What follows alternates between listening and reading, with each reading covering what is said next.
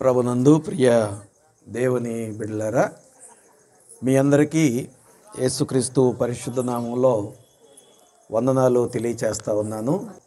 మనం జ్ఞాపకం చేసుకోగలిగితే మరి పరిశుద్ధుడైనటువంటి యోహాను రాసిన సువార్త 14వ అధ్యాయం 1 నుంచి 3 వచనాలు మీ హృదయమును కలవరపడనీయకుడి, దేవుని యందు విశ్వాసముంచుచున్నారు, నా యందును విశ్వాసముంచుడి.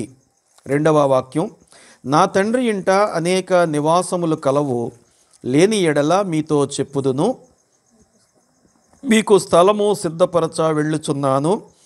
నేను వెళ్ళి మీకు స్థలము సిద్ధపరిచిన ఎడల నేనుండు స్థలములో మీరును ఉండులాగున మరలా వచ్చి నా యొద్ద ఉండుటకు మిమ్మును తీసుకొని పోవుదును. 2వ వాక్యాన్ని నేను ఒకసారి మరలా చదువుతాను, దయచేసి వినాల్సిందిగా కోరుతున్నాను. నా తండ్రి ఇంట అనేక నివాసములు కలవు, లేని ఎడల మీతో చెప్పుదును, మీకు స్థలము సిద్ధపరచ వెళ్ళుచున్నాను. చిన్న ప్రార్థన చేసుకుందాం. కలిగిన ప్రియ పరలోకపు తండ్రి, ఒకసారి మీ శ్రేష్టమైన పరిశుద్ధ నామాన్ని బట్టి ఈ రాత్రికాల సమయంలో మా ప్రియ సహోదరులు పెద్దలు సత్యం గారు మరి మీ సన్నిధికి చేరి 3 సంవత్సరాలు గతించినటువంటి దానిని బట్టి బిడ్డలు ఆ తండ్రి మీద కలిగినటువంటి ప్రేమను బట్టి జ్ఞాపకం చేసుకుంటూ ఉన్నారు. నాయనా, మరి వారి యొక్క ప్రేమ ఈ రీతిగా వ్యక్తం చేస్తూ ఉండగా అనేక మందికి మాదిరికరంగా ఉండడానికి మీరే సహాయం చేసి నడిపించండి. మరి ముఖ్యంగా చేరి వచ్చిన సంఘాన్ని, బంధువర్గాన్ని, సత్యం గారి యొక్క రక్త సంబంధికులను ప్రతి ఒక్కరిని పేరు పేరు వరుసన ఆశీర్వదించి కృప చూపించండి. ఇంతవరకు ప్రభువా సన్నిధిలో మీ నామాన్ని పాటల ద్వారా, అదే రీతిగా వాక్యము మేము చెప్పుట ద్వారా, వాక్యము నాయన మరి వినుట ద్వారా మీ నామాన్ని మహిమపరిచి ఉన్నాము. ఈ సమయంలో నాయన మరి మేము మీ మాటలు వినటానికి సిద్ధపడుతూ ఉండగా నిలవబడినటువంటి నన్ను ముట్టి నాయన మరి మా అందరికీ కావాల్సిన శ్రేష్టమైన ఆత్మీయ ఆహారం అనుగ్రహించుమని యేసు నామమున అడుగుచున్నాము తండ్రి, ఆమేన్, ఆమేన్. ప్రియ దేవుని బిడ్డలారా, చదువుకున్నటువంటి వాక్య భాగాన్ని యేసయ్య స్వయంగా మరి ఆయన శిష్యులతోటి చెబుతూ ఉన్నటువంటి సందర్భం. ఎందుచేతంటే శిష్యులలో అనేక సందర్భాలలో అనేక సార్లు వారికి కలవరం ఏర్పడుతూ ఉంది. ఏమిటనంటే, ప్రభువు మాతో ఉన్నాడు కాబట్టి మాకు పర్వాలేదు, ఆహారం దొరుకుతూ ఉంది, ఎక్కడికి వెళ్ళినా గౌరవం దొరుకుతూ ఉంది, ఆయనను బట్టి మేము అనేకమైనటువంటి మంచి కార్యాలు చేయగలుగుతూ ఉన్నాం అనేటువంటి ఆలోచన కలిగి ఉంటూ ఉండగా మరి యేసయ్య వారికి ఒక మంచి భరోసా ఇస్తూ ఉన్నాడు. ఏమిటనంటే, మీ హృదయమును కలవరపడనీయకుడి, దేవుని యందు విశ్వాసం ఉంచుచున్నారు, నా యందును విశ్వాసం ఉంచండి.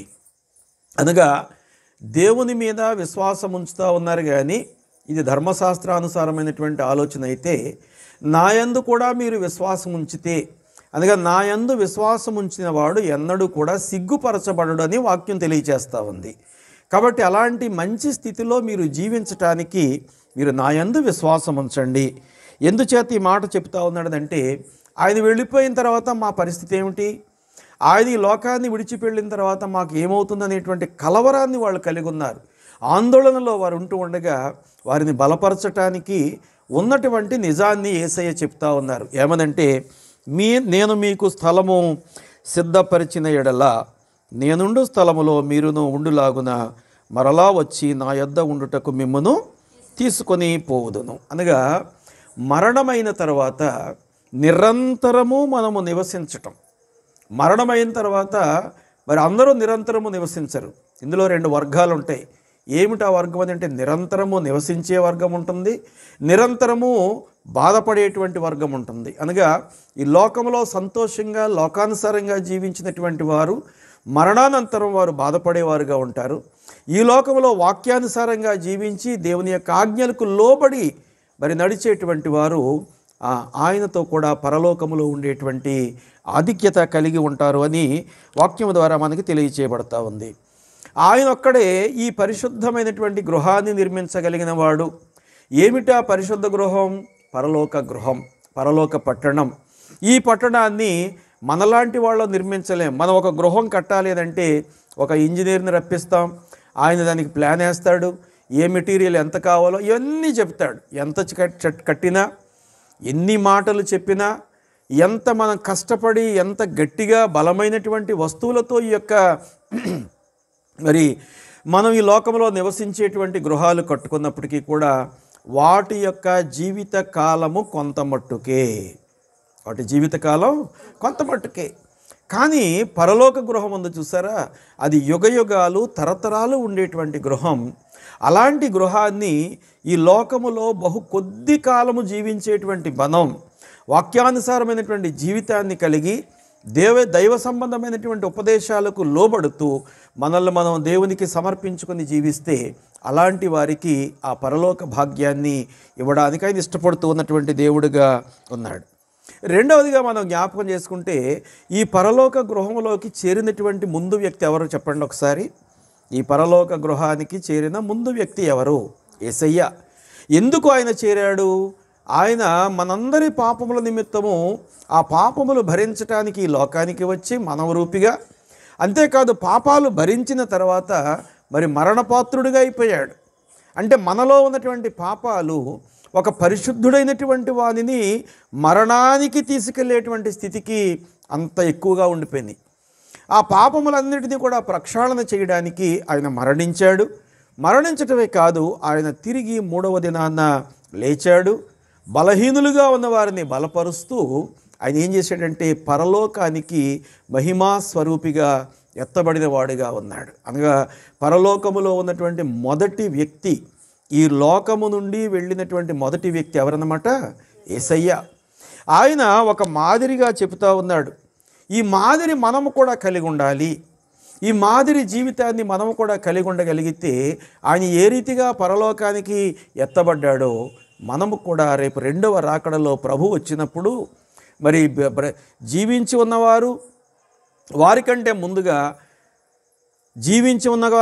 ముందుగా మరణించినటువంటి వారట సమాధుల్లో నుంచి లేస్తారు. ఎలా లేస్తారు? యేసయ్య ఏ రీతిగా మహిమాస్వరూపిగా లేచాడో, మహిమ దేహముతోటి ఏ రీతిగా లేచాడో అలాంటి దేహాన్ని కలిగినటువంటి వారుగా మరి లేస్తారు అనేటువంటి సత్యాన్ని యేసయ్య ఈ లోకంలో ఉన్నప్పుడు మరి నెరవేర్చడమే కాదు మనకు చూపించినటువంటి వాడుగా ఉన్నాడు.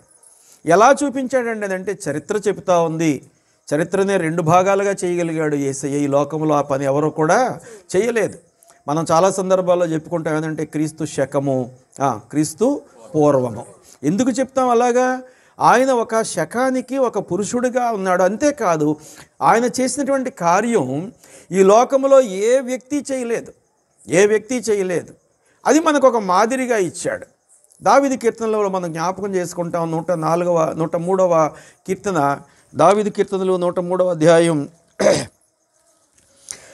14వ వాక్యాన్ని మనం జ్ఞాపకం చేసుకున్నట్టయితే, మనము నిర్మింపబడిన రీతి ఆయనకు తెలిసే ఉన్నది, మనము మంటివారమని ఆయన జ్ఞాపకము చేసుకున్నాడు. ఎందుకు 104వ అధ్యాయంలోకి వచ్చేసరికి ఈ మాట దావీదు గారు చెబుతూ ఉన్నాడు?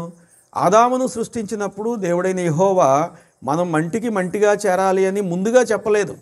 ఆదాము పాపము చేసిన తర్వాత నీవు మన్నే గనక తిరిగి మన్నైపోతావు అనేటువంటి మాట చెప్తా ఉన్నాడు. కాబట్టి మానవుడు మరి నా రూపములో నా పోలిక చొప్పున చేసుకున్నాడు. నేను ఇలాంటి మానవుడిని మళ్ళా మట్టికి చేరిస్తే ప్రయోజనం ఏముంది? నా ఉద్దేశము వేరు. ఎందుచేతంటే నేను నా సొంత హస్తాలతోటి మానవుడిని తయారు చేశాను. నాలో ఉన్నటువంటి ఆత్మని ఇచ్చాను, నాలో ఉన్నటువంటి జీవాన్ని ఇచ్చాను. ఈ ఆత్మ జీవము కలిగినటువంటి వాడు మరలా మంటికి వెళ్ళిపోతే నేను చేసినటువంటి యొక్క సృష్టిలో ఈ శ్రేష్టమైన మానవుని యొక్క గతి ఏమైనట్టు? ఆ సృష్టికి అర్థం ఉండదు. కాబట్టి ఆయనట మనల్ని ఒకసారి మరలా జ్ఞాపకం చేసుకున్నాడట. మానవుడు మంటిగా ఉండడానికి వీలు లేదు. కానీ మానవుడు పరిశుద్ధమైనటువంటి మహిమా స్వరూపిగా తిరిగి మార్చబడాలి అనేటువంటి ఆలోచన కలిగినటువంటి వాడుగా ఈ మంటితో చేయబడినటువంటి మానవుని దేవుడు జ్ఞాపకం చేసుకుని ఆయన కుమారుణ్ణి మంటితో చేసినటువంటి స్థితిలో పంపలేదు, కానీ పరిశుద్ధత కలిగినటువంటి వాడుగా ఈ లోకానికి ఆయన పంపించాడు. అంతేకాదు ఆయనతో కూడా ఉండేటువంటి భాగ్యాన్ని మనకిస్తూ ఉన్నాడు. ఈ లోకములో ఆయన ఆజ్ఞలకు లోబడి దేవుని యొక్క మార్గములో ఎవరైతే నడుస్తూ ఉంటారో అలాంటి వారందరూ ఆయన చేత ప్రేమించబడేటువంటి వారు. ఆయన చేత ప్రేమించబడేటువంటి వారికి నిరంతరము జీవించేటువంటి అవకాశం, ఆయనతోటి సహవాసాన్ని కలిగి ఉండేటువంటి అవకాశాన్ని ఆయన ఇచ్చేటువంటి వాడుగా ఆయన మన కొరకు ఉన్నటువంటి దేవుడు. రోమా సంఘానికి రాస్తూ పౌలు గారు అంటాడు 8వ అధ్యాయం 28వ వాక్యంలో, రోమాపత్రిక 8వ అధ్యాయం 28వ వాక్యంలో, దేవుని ప్రేమించు వారికి, ఎవరట? దేవుని ప్రేమించు వారికి అనగా ఆయన సంకల్పము చొప్పున పిలువబడిన వారికి మేలు కలుగుటకై సమస్తమును సమకూడి జరుగుచున్నవి. దేవుని నామానికి మహిమ కలుగును గాక. ఎవరికి మేలు జరుగుతుందట? ఆయనను ప్రేమించాలి. ఎందుచేత మనం ఆయనను ప్రేమించాలి? మనము పాపపు స్థితిలో ఉంటూ ఉండగా మంటికి మందుగా చేరకుండా ఉండాలి అని మనల్ని జ్ఞాపకం చేసుకొని పరలోక భాగ్యాన్ని విడిచిపెట్టి ఆయన ఈ లోకానికి మనందరి కొరకు వచ్చినటువంటి గొప్ప దేవుడు మన దేవుడు. అంతటి మహత్కార్యము చేసినటువంటి వాడు మనకేం చేస్తూ ఉన్నాడంటే, ఆయన మార్గములో ఎవరైతే నడవగలుగుతారో, ఆయన యందు ఎవరైతే సంపూర్ణమైనటువంటి నిరీక్షణ కలిగి ఉంటారో, ఎవరైతే సంపూర్ణమైనటువంటి విశ్వాసంలో మరి ఆయనతో కొనసాగేటువంటి వారుగా ఉంటారో, అలాంటి వారికట సమస్తము సమకూడి జరుగుతాయట. సమస్తము సమకూడి, ఎందులో కూడా మనం ఓడిపోయేటువంటి వారంగా ఉండం. అక్కడ సమస్తము సమకూడి జరుగుతున్నవి అనే దగ్గర పైన 1వ నెంబర్ వేసి అక్కడ కింద ఫుట్ నోట్లో రాస్తూ ఉంటాడు, మేలు కలుగుటకై. ఏం కలగడానికట? మనకు మేలు చేయాలనే ఆయన తాపత్రయం. కానీ ఆయన ఈ లోకంలో మేలుగా ఉండాలి, గొప్పగా జీవించాలి, ఏమేమో కలిగి ఉండాలి అని ఈ లోకాన్ని చూసి ఆనందించినటువంటి వాడు కాదు. లోకములో ఉన్నటువంటి చెడిపోతూ ఉన్నటువంటి మానవులను మంటికి మందుగా చేర్చి మరలా పరలోక భాగ్యాన్ని అందుకోవడానికి మహిమాస్వరూపులుగా ఆయన లేపాలి అనేటువంటి ఉద్దేశం కలిగినటువంటి వాడుగా ఆయన మనపక్షంగా ఒక మంచి ఆలోచన కలిగి ఉన్నాడు. ఏమిటనంటే, ఆయన బిడలగా ఉన్నటువంటి వారికట సమస్తము సమకూడి జరుగుతూ ఉంది. అనగా ఆయన ప్రతి విధమైనటువంటి మేలు చేయటానికి ఇష్టపడుతూ ఉన్నటువంటి దేవుడుగా ఉన్నాడు. ఎప్పుడు మేలు మరి బయట ఉన్నటువంటి వారికి మేలు జరగదా అండి? వారు పొందుకుంటారు మేలు, కానీ వారు పొందుకునేటువంటి మేలులో ఉన్నటువంటి సంతోషము వారు సంపూర్ణంగా అనుభవించలేరు. కానీ బహు కొద్ది స్థితిలో మనం పొందుకునేటువంటి దేవుని ద్వారా మనం పొందుకునేటువంటి ఆ సంతోషంలో ఎంతగానో మనం ఆనందించేటువంటి వారంగా ఉంటాం. ఎంతగానో దేవుని నామాన్ని బట్టి బలపరచబడేటువంటి వారుగా ఉంటాం. దేవుని యొక్క మహిమను, ఈ యొక్క సంతోషాన్ని అందరికీ మనం చాటగలిగేటువంటి వారంగా ఉంటాము అని దేవుని యొక్క వాక్యం ద్వారా రోమా సంఘానికి మరి పౌలు గారు తెలియచేస్తూ ఉన్నాడు.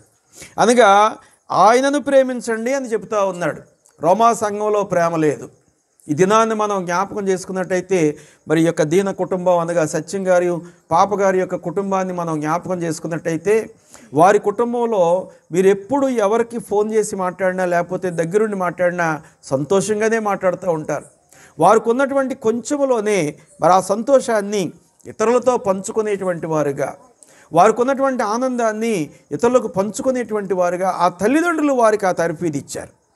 ఆ తల్లిదండ్రులు వారికి ఆ తర్ఫీదు ఇచ్చారు.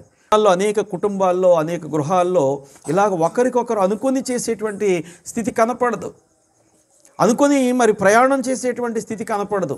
యేసయ్య పుట్టినప్పుడు కూడా మరి పామరులైనటువంటి గొర్రెల కాపరులట అనుచుగొల్లొకరికొకరు ఆనవాలు చెప్పుకొనుచు, అనుచుగొల్ల ఆనవాలు చెప్పుకొనుచు, అనుమతించి కడకు క్రీస్తును అందరికీ తెలిపిన. ఎంత మంచి ఆలోచన అండి వాళ్ళకి. ఒక్కరికొకరు చెప్పుకున్నారట, వాళ్ళందరూ కలిసి ప్రయాణం చేశారట. ఇది దేవుని ప్రేమ. దేవుని ప్రేమ లేకపోతే ఒకరికొకరు ఎలాగుంటారట? ఎడమొహం పేడమొహం. కానీ దేవుని ప్రేమించే వారికట వారందరూ ఐక్యత కలిగి ఉంటారు. వాక్యం తెలియజేస్తూ ఉంది, సహోదరులు ఐక్యత కలిగి ఉండుట ఎంత మేలు, ఎంత మనోహరం అంటే అందం, సంతోషం. ఆ సంతోషాన్ని ఈ దినాన మరి ఈ బిడ్డలందరూ కూడా కలిగి ఉండడానికి కారణం ఏంటంటే, ఒకవేళ వాళ్ళు విద్య లేనటువంటి పామరులే కావచ్చు తల్లిదండ్రులు, కానీ వారికి ఉన్నటువంటి దైవ సంబంధమైనటువంటి భయమును బట్టి వారికి ఉన్నటువంటి దేవునితో ఉండేటువంటి ఆ యొక్క మరి సహవాసాన్ని బట్టి ఈ బిడ్డలందరినీ కూడా ఒక మాట చొప్పున నడిపించి పెంచుకున్నటువంటి వారుగా వారు కనపడుతూ ఉన్నారు. ఇంకా మరి మనం జ్ఞాపకం చేసుకున్నట్టయితే మరి పిల్లలను ప్రభు యొక్క క్రమములో పెంచుకున్నారు. వారు విద్య లేని పామరులే. కానీ ఎవరట వాళ్ళు? బైబిల్లో ఎవరున్నారండి విద్య లేని పామరులు? వాళ్ళ గురించి చెప్తా ఉన్నారు. పేతురు, యాకోబు, యోహానులు. వాళ్ళు చేసే పని ఏంటి? చేపలు పట్టే పని. విద్య లేని పామరులే కానీ దేవునిని వాళ్ళు ప్రేమించారు కాబట్టి దేవుడు వారిని ప్రేమించి సమస్తమైనటువంటి జబ్బులు దయ్యాల్ని కూడా పోగొట్టేటువంటి అర్హత వాళ్ళకి ఇచ్చాడు. వారిని చూసినటువంటి వారట అనుకుంటా ఉన్నారు ఏమనంటే వారు విద్య లేని ఆ ఐక్యత ఈ దినాన మనం వారి యొక్క కుటుంబంలో మరి చూడగలుగుతా ఉన్నాం. ఎవరైతే దేవుని నామాన్ని ప్రేమిస్తారో వారట మరణించినప్పటికీ కూడా తిరిగి లేచేటువంటి వారుగా ఉంటారు. మరణించినప్పటికీ కూడా తిరిగి లేచేటువంటి వారుగా ఉంటారు. మొదటి తెస్సలోనికయ పత్రిక 4వ అధ్యాయం 14వ వాక్యంలో తెస్సలోనికయ సంఘానికి పౌలు గారు రాస్తుంటాడు, యేసు మృతి పొంది తిరిగి లేచినని మనము నమ్మిన ఎడల. మన బైబిల్లో ఉన్నటువంటి ప్రతి అంశాన్ని కూడా నమ్మగలగాలంతే. బైబిల్లో ఉన్నటువంటి ప్రతి విషయం అందు కూడా మన విశ్వాసం ఉంచాలి. వాక్యంని నమ్మాలి, దేవుని యందు విశ్వాసం ఉంచాలి. వాక్యాన్ని నమ్మి దేవుని యందు ఎవరైతే విశ్వాసం ఉంచుతారో వారందరూ కూడా దేవుని పిల్లలుగా ముద్రించబడతారు. దేవుని పిల్లలుగా ముద్రించబడినటువంటి వారట చూడండి అక్కడ అంటాడు, యేసు మృతి పొంది తిరిగి లేచినని మనము నమ్మిన ఎడల అదే ప్రకారము యేసునందు నిద్రించిన వారిని దేవుడు ఆయనతో కూడా ఏం చేస్తాడట? వెంట పెట్టుకొని వస్తాడట. దేవుని నామానికి మహిమ కలుగును గాక. ఎంత సంతోషం అండి. ముందుగా మనకి ఎవరు వస్తారంటే యేసయ్యతో పాటుగా ఎవరు వస్తారు చెప్పండి? ఎలీషా వస్తాడు, మోషే వస్తాడు, అబ్రహాం గారు వస్తాడు, ఇంకా ఇస్సాక్ గారు వస్తాడు, యాకోబు గారు వస్తాడు. వాళ్ళ యొక్క బిడ్డలు మంచి స్థాయిలో ఉన్నటువంటి వాళ్ళు వస్తారు. వారి తర్వాత ఇదిగో ఈ దినాల్లో ఉన్నటువంటి మనవారు కూడా మరి క్రీస్తునందుండి మృతులైనటువంటి వారట రెండవ రాకడలో ఆయనతో కూడా వస్తారు. అప్పుడు మనం వాళ్ళందరినీ కూడా చూస్తాం. ఈవేళ మరి వాళ్ళిద్దరూ లేకపోవచ్చు, లేకపోతే మరొకరు ఈ కుటుంబంలో లేకపోవచ్చు, మరొకడు ఈ కుటుంబంలో లేకపోవచ్చు. కానీ ఒక దినం ఉంది. ఆ దినాన మనం ఏం చేస్తామంటే వారందరినీ కూడా మనం కలుసుకోగలుగుతాం. ఎప్పుడు కలుసుకుంటామో తెలుసా? మనము బ్రతికి ఉండి వారు నేర్పించినటువంటి మంచి మార్గములో మనము నడుచుకుంటూ వాక్య సంబంధమైన జీవితాన్ని నిరీక్షణ, ప్రేమ, విశ్వాసములో మనం ముందుకు సాగగలిగితే అలాంటి స్థితిలో మనం ఏం చేస్తామంటే మనం ఒకవేళ మరణించినప్పటికీ కూడా మనము కూడా ఏం చేస్తాం? లేస్తాం. ఎలా లేస్తాం? మహిమ శరీరాలతో లేచి వారందరినీ కూడా అప్పుడు చూస్తాం. అప్పుడు మనకు వచ్చేటువంటి ఆనందం, ఆ సంతోషం ఎనలేనటువంటిదిగా కనపడుతోంది. అందుకే అంటాడు, యేసు మృతి పొంది తిరిగి లేచినని మనము నమ్మిన ఎడల అదే ప్రకారము యేసునందు నిద్రించిన వారిని దేవుడు ఆయనతో కూడా వెంటబెట్టుకొని వచ్చును. ఇది క్రైస్తవ విశ్వాసం. ఈ లోకంలో ఎవరికి ఆ విశ్వాసం లేదు. చాలామంది అనుకుంటారు ఏమనంటే ఈ జన్మలో మనిషిగా పుట్టాడండి, వాడు చేసుకున్నటువంటి ఫలితాన్ని బట్టి, పుణ్యాన్ని బట్టో లేకపోతే పాపాన్ని బట్టో ఇంకో రకంగా పుడతాడు అంటాడు. అనగా మనిషికి ఒకే ఒక జన్మ. ఈ ఒకే ఒక జన్మలో నీవు నిజమైనటువంటి దేవుని మార్గములో ఎంతవరకు నడిచావో, ఆయన యొక్క వాక్య ప్రకారంగా ఎంత జీవితాన్ని కలిగి ఉన్నావో, నిరీక్షణ నీలో ఎంతగా ఉందో, విశ్వాసం నీలో ఎంతగా ఉందో, నీ సహోదరుని నీవు ఎంతగా ప్రేమిస్తూ గౌరవిస్తూ ఉన్నావో దానిని బట్టి మాత్రమే దేవుడు నిన్ను ఏం చేస్తాడట? ఒక తూకం వేసుకుంటాడు ఆయన.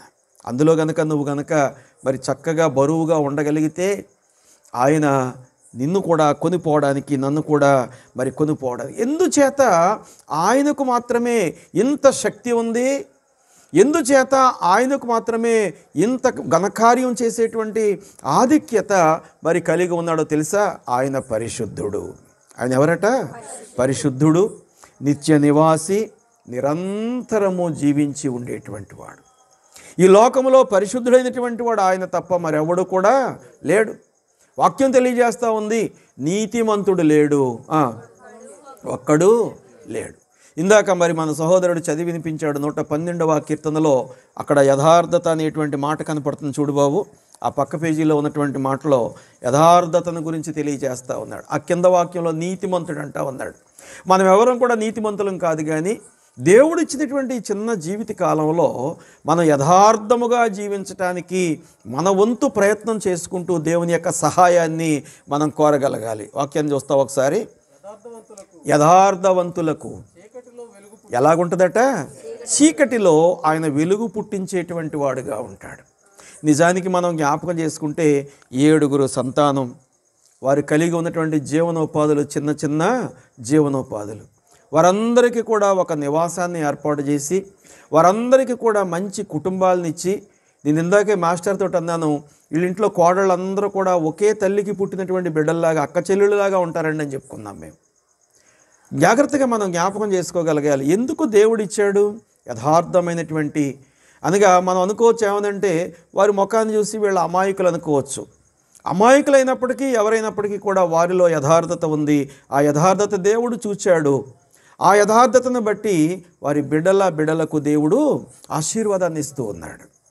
ప్రియ దేవుని బిడ్డలారా, మనం జ్ఞాపకం చేసుకోగలిగితే ఈ యొక్క పరిశుద్ధమైనటువంటి దేవుడు, అంతేకాదు నిత్యము నివసించేటువంటి దేవుడు, నిరంతరము మన కొరకు ఆలోచించేటువంటి దేవుడు, ఆయన కలిగి ఉన్న దానిని బట్టే ఈ దినాన మనం బ్రతికి ఉన్నామని అంటే మరి ఎల్లకాలము బ్రతికి ఉంటామని కాదు. ఈ జీవితకాలం మనకు కొంత మట్టుకే అవ్వచ్చు, కానీ ఉన్న కాలంలో దైవ సంబంధమైనటువంటి భయములో మనం పెరగగలిగితే ఆయన మనలను చేర్చుకునేటువంటి వాడుగా ఉంటాడు. ఎందుచేత ఉన్న కాలంలో అని నేను చెప్తా ఉన్నానంటే, ఎవడో కూడా మరి కొన్ని తరాల పాటు బ్రతికేవాడు లేడు. వాక్యం తెలియజేస్తూ ఉంది మన ఆయుష్ 100 లోపే.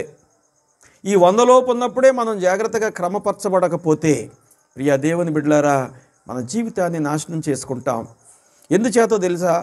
కొరింథీ సంఘానికే పౌలు గారు రాస్తూ 2వ కొరింథీ పత్రిక 5వ అధ్యాయం 1వ వాక్యంలో అంటాడు.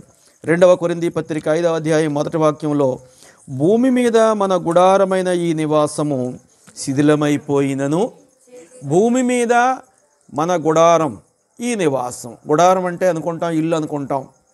అబ్రహాం గారు గుడారాల్లో ఉన్నాడు, అది మళ్ళా మార్చుకున్నాడు. మాకు ఒక ఇల్లు ఉంది.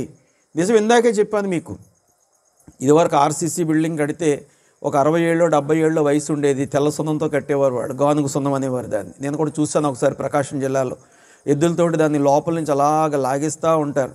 ఇంత సున్నం తయారు చేయాలంటే ఇంచుమించు ఒక పూటంతా దాన్ని తిప్పుతూ ఉంటారు. అంత జిగురుగా వచ్చిన దాంతో కడితే ఆ బిల్డింగ్కి 75 ఏళ్ళు ఖచ్చితంగా ఉండేది.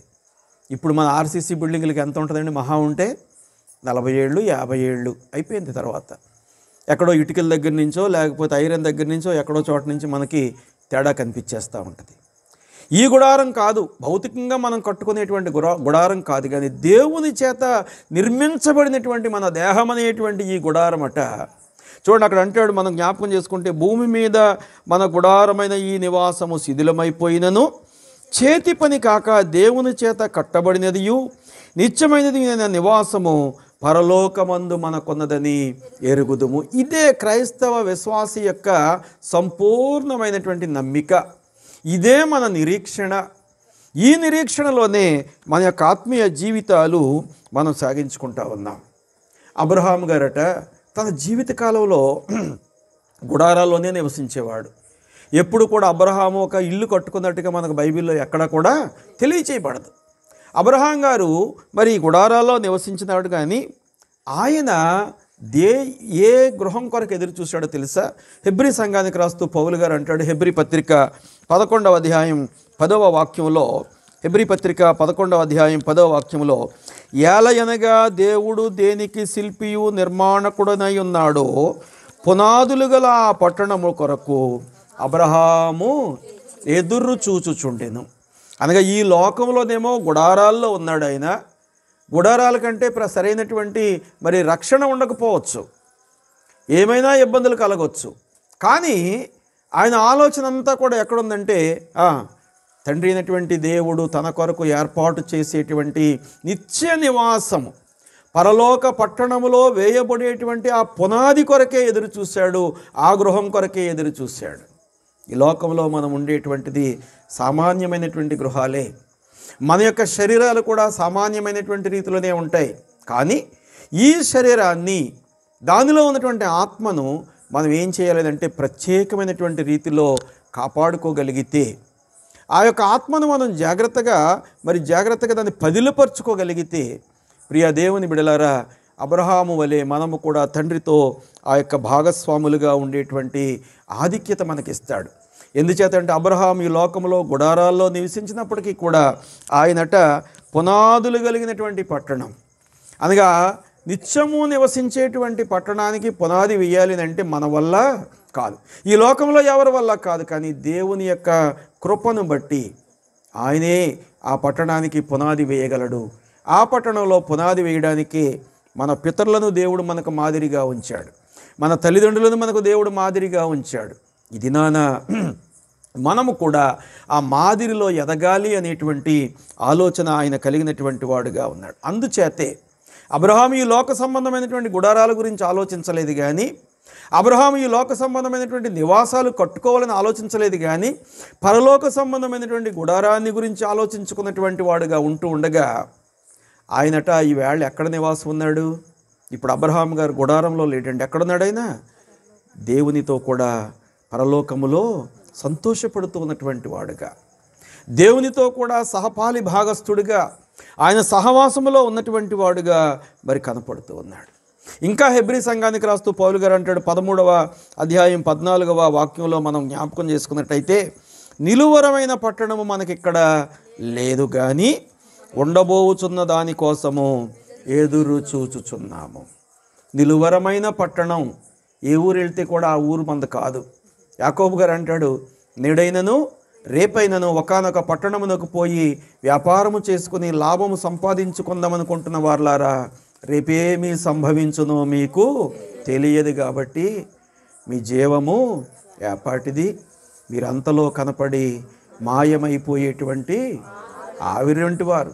మరొక చోట అంటాడు బుడగలాంటి వారు అంటాడు, మరొక చోట అంటాడు గడ్డి వంటి వారు అంటాడు, మరొక చోట అంటాడు అడవిలో పూసేటువంటి పుష్పము లాంటి వాడు అంటాడు. ఎంత మరి సొగసుగా ఉన్నప్పటికీ కూడా ఆ సొగసంతా కూడా మాయమైపోయేటువంటిదిగా ఉంది. కానీ అది ఈ లోకంలో మాయమైపోవచ్చు, కానీ అది పరలోకంలో నిరంతరము నిలవాలి అని అంటే ఆయనతోటి లోకంలో ఉండగానే మనము సహవాసము కలిగినటువంటి వారంగా ఉండాలి.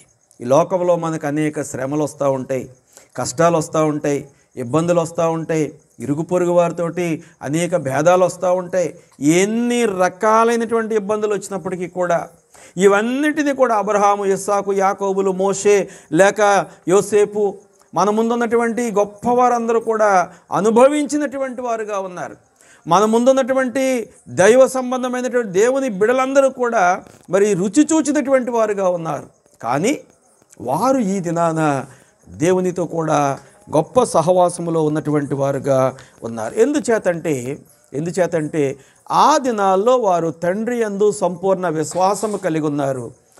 ఈ దినాల్లో మనము ప్రభువును బట్టి తండ్రి దగ్గరకు వెళ్ళటానికి ఆ విశ్వాసము కలిగి ఉండాలి. అదే మన నిరీక్షణ. ఆ నిరీక్షణ మనం పొందుకోవాలనంటే కొరింథీ సంఘంలో నిరీక్షణ లేదు. కొరింథీ సంఘంలో విశ్వాసము చాలా లోపంగా కనపడతా ఉంది. వారికి రాస్తా ఉన్నాడు పౌలు గారు 2వ పత్రికలో, 2వ కొరింథీ పత్రిక 12వ అధ్యాయం 9వ వాక్యంలో, అందుకు నా కృప నీకు చాలును, బలహీనత యందు నా శక్తి పరిపూర్ణమగుచున్నదని ఆయన నాతో చెప్పెను. కాగా క్రీస్తు శక్తి నా మీద నిలిచియుండు నిమిత్తము విశేషముగా ఇక్కడే మనం జ్ఞాపకం చేసుకోవాలి, నా బలహీనతల యందే బహు సంతోషముగా అతిశయపడుచున్నాను. నా బలహీనత యందే బహు సంతోషముగా అతిశయపడుచున్నాను. ఈ లోకములో మనం బలహీనులం, ఈ లోకములో ఆర్థికంగా బలహీనులం, జ్ఞాన సంబంధంగా బలహీనులం, వివేకంగా నడుచుకోవటంలో బలహీనులం, అతి తెలివిగా ప్రవర్తించడంలో బలహీనులం. ఎందుకంటే క్రైస్తవ విశ్వాసులకు, దేవుని బిడలకట ఇవన్నీ బలహీనతలు ఉన్నప్పటికీ కూడా ఆయన యందు మనకున్నటువంటి ఆ ఒక్క నిరీక్షణ, ఆయన మీద మనకున్నటువంటి ఆ విశ్వాసమును బట్టి ఆయన మనల్నట ఎన్నదగినటువంటి వ్యక్తులుగా చేసేటువంటి వాడుగా ఉన్నాడు. ఆయన మనల్ని తలగా ఉంచేటువంటి మరి దేవుడిగా ఉన్నాడు, కానీ కింది స్థాయిలో ఉంచేటువంటి దేవుడిగా ఆయన లేడు అనేటువంటి సత్యాన్ని దేవుని యొక్క వాక్యము ద్వారా మరి పౌలు గారు కొరింథీ సంఘానికి చెప్తా ఉన్నాడు. అదే అధ్యాయం అనగా 12వ అధ్యాయంలోనే 5వ వాక్యాన్ని మనం జ్ఞాపకం చేసుకోగలిగితే, నా విషయమైతేనో నా బలహీనత ఎందే కాక వేరు విధముగా నేను, అనగా మన బలహీనతను బట్టి మనం ఏం చేయాలట, అతిశయపడాలి. మనం అనుకుంటాం ఏమనంటే, నాకంటే అన్యుడు మరి గొప్ప స్థాయిలో ఉన్నాడు, నాకంటే ప్రభువుని ఎరగనటువంటి వాడు చాలా ధనవంతుడిగా ఉన్నాడు, జ్ఞానవంతుడిగా ఉన్నాడు, విద్యావంతుడిగా, ఎన్నో అనుకుంటాం మనం. కానీ దేవుని వాక్యం తెలియచేస్తూ ఉంది, మన బలహీనతను బట్టి దేవుని నామాన్ని కలిగినటువంటి మనం ఎలా ఉండాలంటే అతిశయించేటువంటి వారంగా ఉండాలి. అతిశయం మనం కలిగి ఉంటే మరి ప్రభు అట మనకు కలిగేటువంటి ప్రతి బలహీనతలో కూడా మనల్ని ఎలా చేస్తాడైనా, బలవంతులనుగా చేస్తాడు. బలహీనులుగా ఉండడానికి ఆయన ఇష్టపడేటువంటి దేవుడు కాదు. మనం ఎప్పుడు కూడా ఆయన నామాన్ని బట్టి మరి బలమైనటువంటి వారంగా ఉండాలి. ఎప్పుడు బలంగా ఉంటాం మనం? ఈ లోకంలో ఒకవేళ బలహీనులమే కావచ్చు, కానీ ఒకానొక దినాన మనం అందరం కూడా బలహీనులం కాదు, మనం బలవంతులం. ఎందుచేత దేవుని మార్గంలో మనం ఉన్నాం. ప్రకటన గ్రంథంలో మనం జ్ఞాపకం చేసుకోగలిగితే 7వ అధ్యాయం 16వ వాక్యం, ప్రకటన గ్రంథం 7వ అధ్యాయం 16వ వాక్యం అంటాడు, వారికి ఇక మీదట ఆకలి అయినను దాహమైనను ఉండదు, సూర్యుని ఎండ అయినను ఏ వడగాలి అయినను వారికి తగులదు. ఆకలి ఉండదట, దాహం ఉండదట, వడదెబ్బ ఉండదట. ఈ లోకంలో అయితే లోకస్తులుగా జీవిస్తూ లోకంలో మనం జీవించేటప్పుడు మనకి ఆకలేస్తుంది, శరీర సంబంధమైన బలహీనత వస్తుంది, దాహం కలుగుతూ ఉంటుంది, వడదెబ్బ కూడా, అన్ని ఇబ్బందులు ఉంటాయి. కానీ పరలోకములో మనకి చాలా సంతోషకరమైనటువంటి స్థితి ఉంటుంది. ఎందుచేత అదే అధ్యాయంలో 7వ అధ్యాయంలోని 17వ వాక్యాన్ని మనం జ్ఞాపకం చేసుకోగలిగితే, ఏలయనగా సింహాసనము మధ్య నుండి గొర్రెపిల్ల వారికి కాపరి అయి.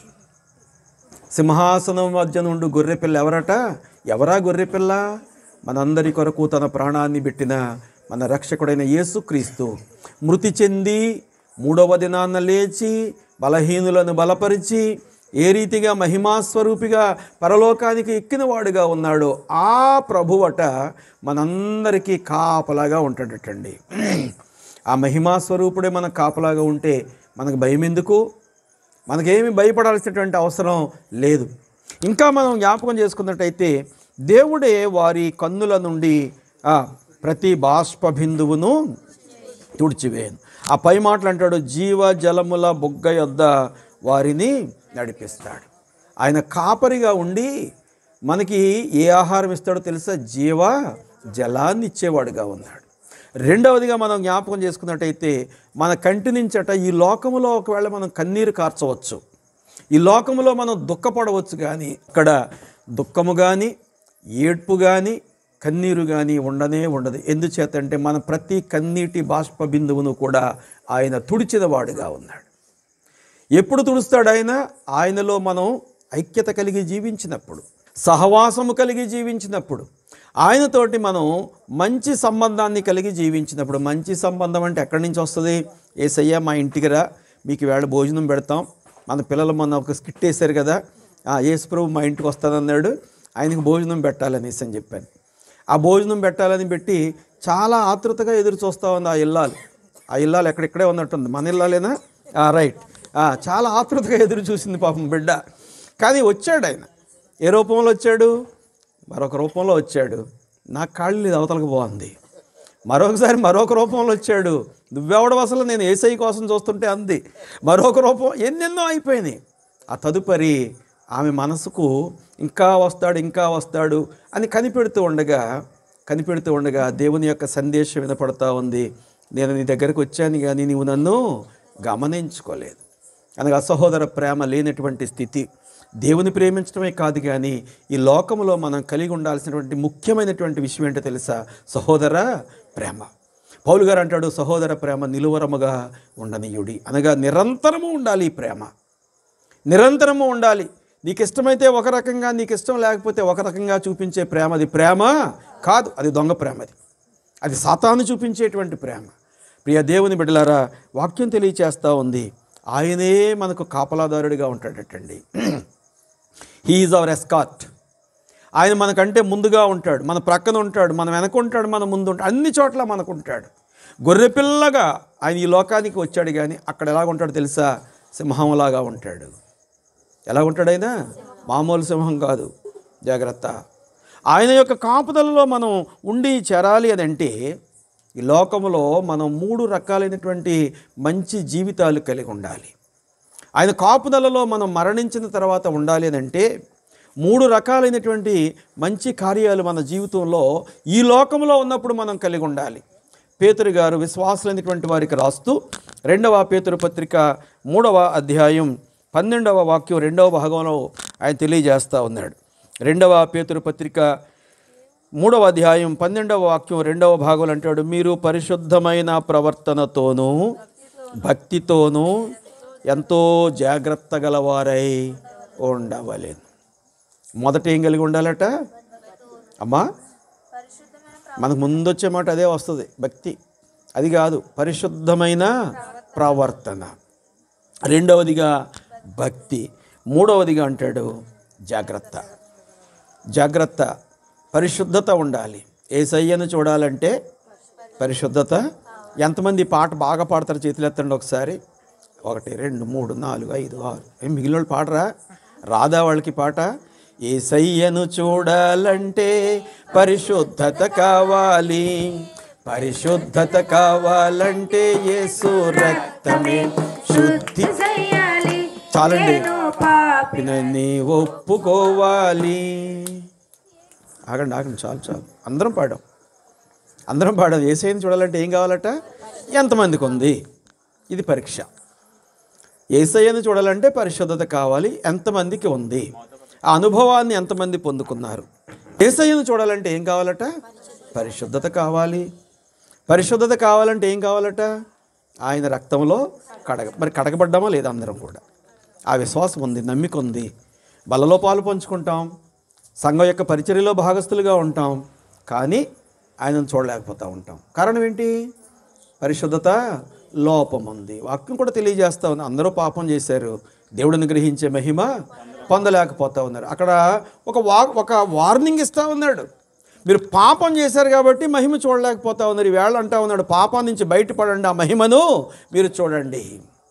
ఆ పరిశుద్ధ పట్టణంలో అబ్రహాము, ఇస్సాకు, యాకోబులతో మిగిలినటువంటి పరిశుద్ధులతో మనం కూడా భాగస్థులుగా ఉండాలి అంటే ప్రభు ఎంత పరిశుద్ధుడిగా ఉన్నాడో మనము కూడా ఈ లోకంలో ఉన్నంతకాలం పరిశుద్ధంగా ఉండాలి. 2వదిగా భక్తితో ఉండాలి. పరిశుద్ధులు మాత్రమే భక్తులుగా ఉండగలుగుతారు. పరిశుద్ధత కలిగిన వారు మాత్రమే దేవునికి అనుకూలమైనటువంటి విధానంలో జీవించగలుగుతారు. 3వదిగా అంటాడు, నీ పరిశుద్ధత, నీ భక్తిని ఏం చేయాలో తెలుసా? జాగ్రత్తగా కాపాడుకోవాలి. 10 కాసులు బంగారం ఉందనుకోండి, ఏం చేస్తాం దాన్ని? అమ్మా బీరువాలో పెడతాం, పడుకొని ముందు కూడా తాళం వేసామో లేదో చూసి గడగ లాగి చూసుకుంటాం. ఎందుకు? బంగారం కష్టార్జితం. అంతకంటే మేలు మీ ఆత్మ. ఈ మేలుకి మీ కలిగినటువంటి ఆత్మను మనం ఏం చేయాలంటే ఈ లోకంలో ఉన్నప్పుడు జాగ్రత్తగా మరి కాపాడుకో. ఇది పేతురు గారు విశ్వాసులైనటువంటి వారికి తెలియజేస్తూ ఉన్నాడు. ఓ సహ విశ్వాసులారా, మీరందరూ కూడా దేవునితోటి సహవాసంలో పాలు పంచుకోవాలంటే మీ జీవితం పరిశుద్ధంగా ఉండాలి, మీరు భక్తితో ఉండాలి, మీ యొక్క జీవితకాలం అంతా జాగ్రత్తగా ఉండాలి. తీతు అనేటువంటి ఆత్మీయ కుమారుడు పౌలు గారికి, తీతు గారు ఆత్మీయ కుమారుడు, ఆయన్ని వాక్యంలో పెంచి పోషించుకున్నాడు పౌలు గారు. అనేక సందర్భాల్లో రాయబారిగా వాడుకున్నాడు, అనేక చోట్ల పరిచర్యలో భాగస్థుడిగా చేశాడు.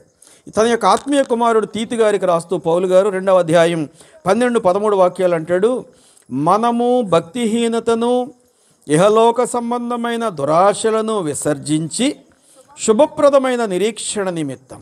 ఏటిని విసర్జించాలట? భక్తిహీనత, ఇహలోక సంబంధమైన దురాశలు. ఆశ కలిగి ఉండొచ్చు కానీ దురాశ మాత్రం కలిగి ఉండకూడదు. చిన్నప్పుడు మనం అందరం నేర్చుకుంటాం కదా, దురాశ దేనికి చేయటట? అందరూ నేర్చుకున్నాం ఈ మాట. 2వ క్లాసులోనో 3వ క్లాసులోనో మనకి ఇది కాకి, నక్క, లేకపోతే ద్రాక్ష పండ్లు, నక్క కథ గురించి చెబుతూ మన మాస్టర్లు చెప్తూ ఉంటారు. దురాశ, దుఃఖమునకు ఆశ కలిగి ఉండాలి. ఎందుకంటే బ్రతకాలి. బ్రతకడానికి ఎంత అవసరమో అంతవరకే నువ్వు ఆశపడు, కానీ అంతకు మించి నువ్వు ఆశపడ్డావంటే కనుక అది ఏమవుతుంది? దురాశ అవుతా ఉంది. అలాంటి వారు దేవుని ఎదుట నిలవలేరు. అలాంటి వారు దేవుని ఎదుట నిలవలేరని మరి తీతుకు ఎందుకు చెప్తా ఉన్నాడంటే, ఆత్మీయ కుమారుడు కాబట్టి, ఓ తీతు, నా తదనంతరం నువ్వు పరిచర్య చేయాలి కాబట్టి నువ్వేం చేయాలనంటే దురాశతో జీవించవద్దు. ఈ దినాల్లో చాలామందికి ఉన్నటువంటి ఆత్మ సంబంధమైన లోటు ఏమిటంటే దురాశ. వాళ్ళకంటే నేను గొప్పవాడిగా ఉండాలి, వాళ్ళకంటే పెద్దవాడిని అయిపోవాలి, వాళ్ళకంటే కూడా మించిపోయి ఏమేమో చేయాలనేటువంటి ఆలోచన కలిగినటువంటి వారుగా. రెండవదిగా అంటాడు, ఇహలోక సంబంధమైన భక్తిహీనత విడిచిపెట్టాలి, దురాశలకు దూరంగా ఉండాలి. అంతేకాదు శుభప్రదమైన నిరీక్షణ నిమిత్తం 13వ వాక్యం అంటాడు, అనగా మహాదేవుడును మన రక్షకుడైన యేసుక్రీస్తు మహిమ యొక్క ప్రత్యక్షత కొరకు ఎదురు చూచుచు. ఎవరు ఎదురు చూడగలుగుతారంటే మొదటిగా భక్తి కలిగిన వారు చూడగలుగుతారు. రెండవదిగా దురాశను విసర్జించిన వారు చూడగలుగుతారు. ఇంకా కింద వాక్యంలో అంటాడు, మనం జ్ఞాపకం చేసుకుంటే 13వ వాక్యంలో దేవుని యొక్క ప్రత్యక్షత కొరకు మనం ఎదురు చూస్తూ, అందరం అనుకుంటాం ఏమంటే ఏసై వచ్చాడంటే ఈ పేడనే ఇప్పుడు ఉన్న పాటను వస్తే కనుక నన్ను కూడా లేపేస్తే బాగుండు అనుకుంటాం. కానీ ఆయన ఆ రీతిగా మనల్ని లేపుకొని పైకి తీసుకెళ్ళాలి అని అంటే ఇప్పటికిప్పుడు వచ్చి ఆ కింద మాటల్లో చెప్తా ఉన్నాడు, తీతు, నువ్వు అనుకుంటా ఉన్నావేమో ఒకవేళ యవనస్తుడుగా ఉన్నావు, నువ్వు నీ యవన ప్రాయాన్ని బట్టి నువ్వు దురాశతో జీవించొద్దయ్యా. ఎప్పుడు కూడా నీ జీవితంలో నువ్వు భక్తిహీనుడిగా మారవద్దు. ఆయనతోటి నువ్వు సహపాలి భాగస్థుడిగా సహవాసాన్ని కలిగి ఉండాలి అంటే నీలో ఏముండాలో తెలుసా? కింద మాటల్లో చెప్తా ఉన్నాడు, చూడండి ఒకసారి వాక్యం. స్వస్థ బుద్ధితోను. ఈ లోకంలో ఉన్నప్పుడు మనం ఏ బుద్ధి కలిగి ఉండాలట? ఏ బుద్ధి కలిగి ఉండాలి? స్వస్థ బుద్ధితోను, రెండవదిగా నీతితోను భక్తితోను బ్రతుకుచుండవలెనని మనకు బోధించుచున్నది. వాక్యం బోధిస్తూ ఉంది. స్వస్థ బుద్ధి, పరిశుద్ధత కలిగిన బుద్ధి, పరిశుద్ధమైన బుద్ధి, నీ సహోదరుడికి హాని తలపెట్టకుండా ఉండేటువంటి బుద్ధి, దేవుని యొక్క పనికి ఆటంకము చేయకుండా ఉండేటువంటి బుద్ధి. రెండవదిగా నీతిమంతుడు ఒక్కడే. ఎవరైనా? యేసయ్య. మన కొరకు తన ప్రాణాన్ని పెట్టినవాడు. ఆయన మార్గంలో మనం ఈ లోకంలో నడుచుకుంటే అదే నీతి. ఆయనంత నీతిగా ఒకవేళ లేకపోవచ్చు, కానీ ఆ మార్గంలో నువ్వు నడుచుకుంటూ కుడికి కానీ ఎడమకు కానీ తొలగిపోకుండా నీ ఆత్మీయ జీవితాన్ని నువ్వు సాగించగలిగితే ఆ నీలో ఉండేటువంటి భక్తిని ఆయన ఎంచుతాడు. నీలో ఉండేటువంటి ఆ భక్తిని ఆయన గ్రహించి గుర్తించేటువంటి వాడుగా ఉండి అప్పుడు అంటాడు ఏమనంటే, బడా నమ్మకమైన మంచి దాసుడా. అనగా నీతితోటి, యథార్థతతోటి, లేకపోతే భక్తితోటి, స్వస్థబుద్ధితోటి, పరిశుద్ధతతోటి మనం జీవించాలి అని అంటే ఒక దాసుడిగా ఉండాలి, ఒక పనివాడిగా ఉండాలి. కానీ నేను చాలా గొప్పవాడిని, నేను ఏమేమో చేసేటువంటి వాడిని అనేటువంటి ఆలోచన మన జీవితంలోకి రాకూడదు అనేటువంటి సత్యాన్ని మరి దేవుని యొక్క మరి వాక్యం ద్వారా ఈ దినాన్న మనం హెచ్చరించబడతా ఉన్నాం. అలాంటి వారట ఈ మట్టి శరీరము చీకిపోయినప్పటికీ కూడా, ఈ మట్టి శరీరము మట్టిగా మార్చబడినప్పటికీ కూడా ఈ 5 రకాలైనటువంటి దైవ సంబంధమైనటువంటి ఆత్మీయ కార్యాలు ఎవరైతే కలిగి ఉండగలుగుతారో అలాంటి వారందరూ కూడా ఆయనతో కూడా లేపబడి మరి చక్కటి సహవాసాన్ని కలిగేటువంటి వారుగా ఉంటాం.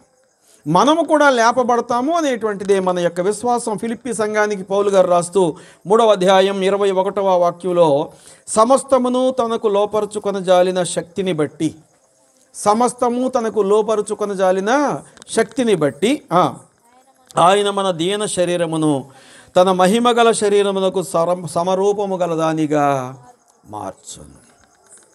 సమస్తాన్ని కూడా లోపరుచుకున్నాడు.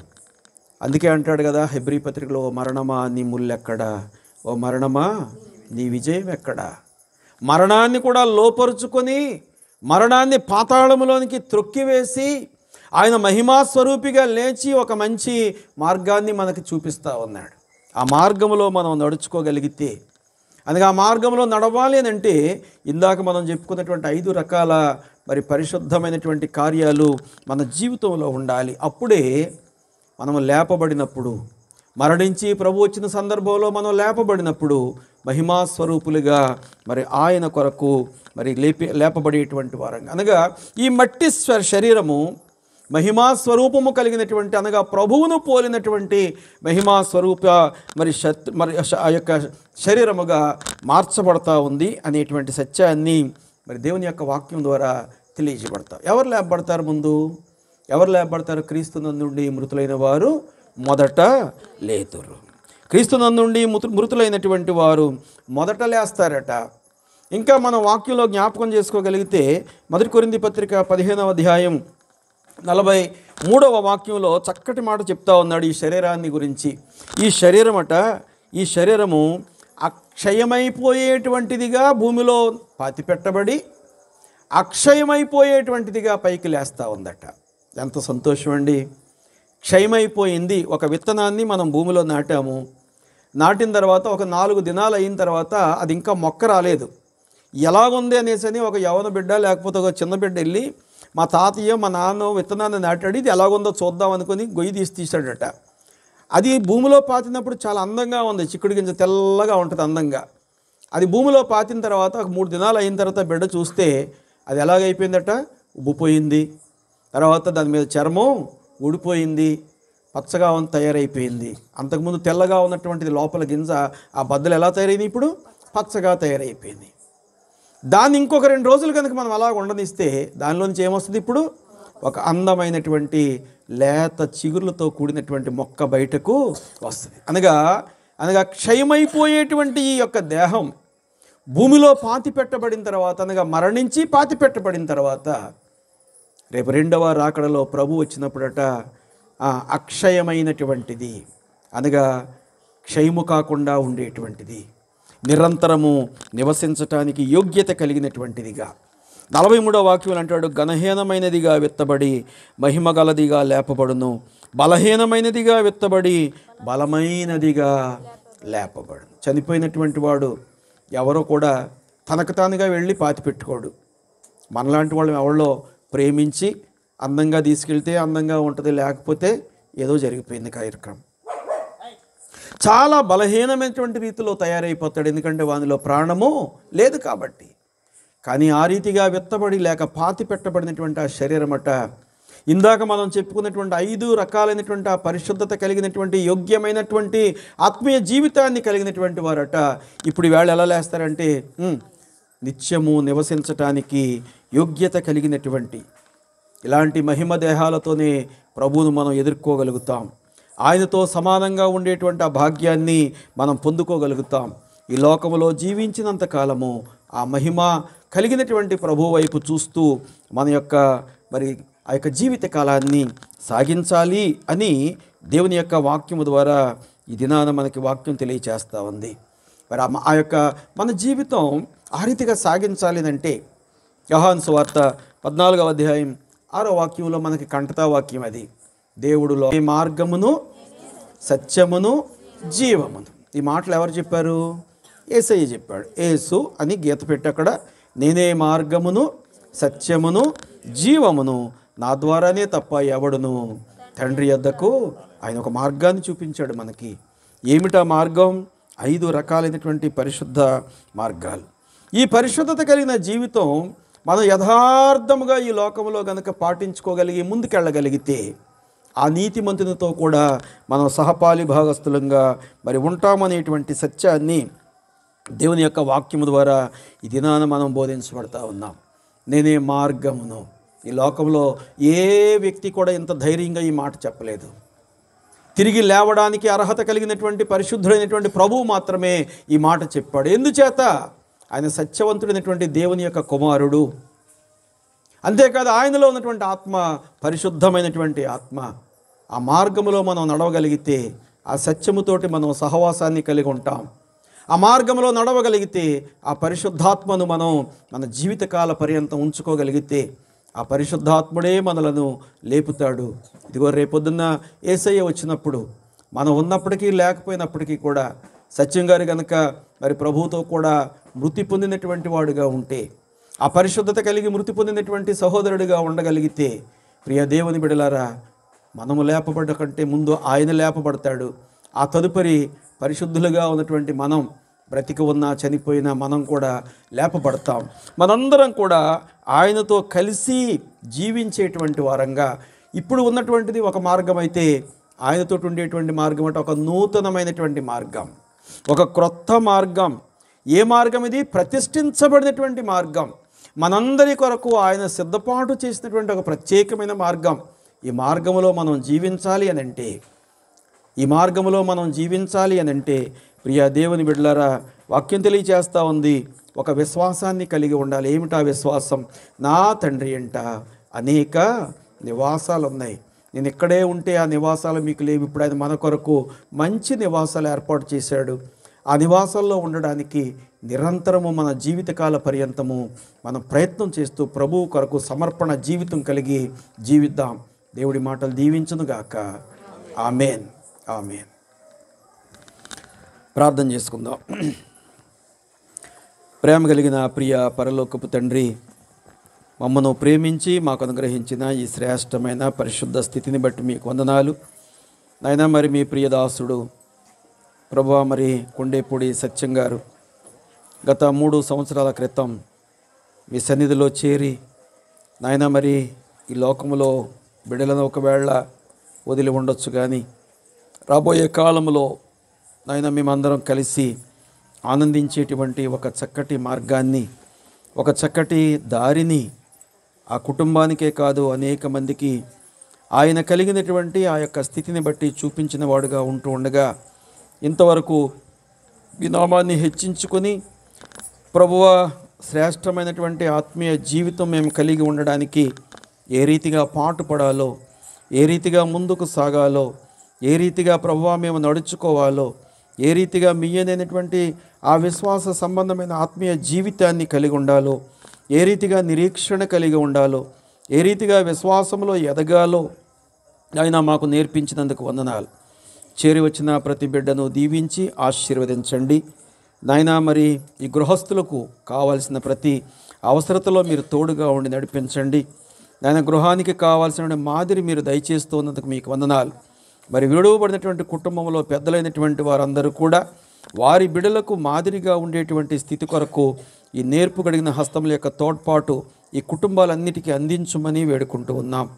అదే రీతిగా నాయన మరి గృహంలో సంతోషం ఇవ్వండి, సమాధానం ఇవ్వండి నాయన. అనేక ఇబ్బందులు కష్టాలు మరి ఎదురైనప్పటికీ కూడా ఇంతవరకు మీరే చాలిన దేవుడిగా ఉన్నందుకు మీకు వందనాలు చెల్లించుకుంటూ ఉన్నాం. మరి ముఖ్యంగా నాయన మరి పెద్దలు, యవన బిడ్డలు, కుటుంబీకులు, అంతేకాదు చిన్న బిడ్డలు, చంటి బిడ్డలు కూడా ఉన్నారు. జీవనోపాధుల కొరకు ఆయా ప్రాంతాల్లో బిడ్డలు చేసుకునేటువంటి ప్రతి పనిని మీరే దీవించి ఆశీర్వదించి ఫలభరితంగా చేయమని వేడుకుంటూ ఉన్నాం. మరి ముఖ్యంగా నాయన మరి సంఘ బిడ్డలందరూ కూడా వచ్చి ఈ యొక్క కుటుంబంతో సంతోషించినటువంటి దానిని బట్టి మీకు వందనాలు. ఈ బిడ్డలందరూ మరలా తిరిగి వారి గృహాలకు వెళ్ళి చూడగా నీ సహాయం అనుగ్రహించండి. ఉదయకాల మంచి విశ్రాంతి ఇచ్చి ఉదయకాలాన్ని లేచి మిమ్మల్ని స్తుతించి ఘనపరుచుకునే భాగ్యం అనుగ్రహించమని వేడుకుంటూ ఉన్నాం. ఈ సమయంలో నాయన మరొకసారి ఈ దిన గృహాలన్నింటినీ మీరు జ్ఞాపకం చేసుకోండి. సంఘ బిడ్డలందరినీ మీరు జ్ఞాపకం చేసుకోండి. తిరిగి వెళ్ళుచుండగా వారి ప్రయాణాల్లో తోడ్పడండి. నా ప్రయాణాన్ని కూడా క్షేమకరంగా చేసి నీ చిత్తమైతే మేమందరం మరొకసారి కలిసి మిమ్మల్ని స్తుతించి ఘనపరుచుకునే భాగ్యం అనుగ్రహించమని సమస్త స్తుతి మీకు ఆరోపించుకుంటూ యేసు పరిశుద్ధ నామములో కృతజ్ఞతాపూర్వకంగా ఈ ప్రార్థన మీకు అర్పించుచున్నాము తండ్రి. ఆమెన్. మన తండ్రి అయిన దేవుని ప్రేమ, ప్రభువైన యేసుక్రీస్తు కృప, పరిశుద్ధాత్మ అన్యోన్య సహవాసము సన్నిధి ఇప్పుడు ఎల్లప్పుడూ సదాకాలము నాయన మరి సత్యం గారి యొక్క కుటుంబీకులకు, విడువబడినటువంటి బిడలకు, వారి బిడలకు, సంఘానికి సదాకాలము తోడయుండి నడిపించునుగాక. Amen, amen, amen.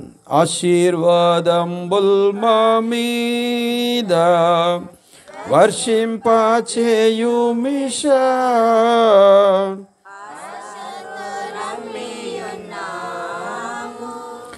నీ సత్య వాగ్దత్తము ఈ మాహి మీద కృమ్మరించుమో దేవా, క్రమర ప్రేమ వర్షంబుల్ కృమ్మరించుమో దేవా. ఆమేన్. అందరికీ వందనాలండి.